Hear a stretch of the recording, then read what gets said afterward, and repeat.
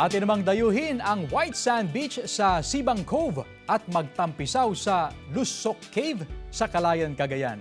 Tunghayan sa report.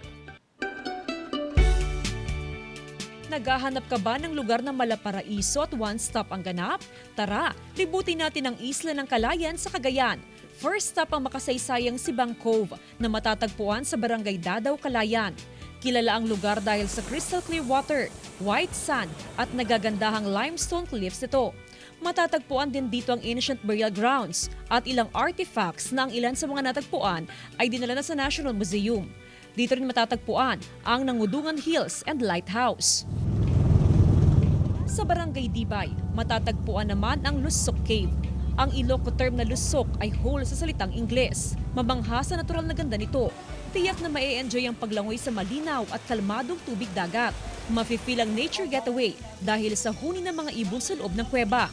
Isa pa sa patok na pasyalan sa barangay ay ang Nagsarmingan Falls.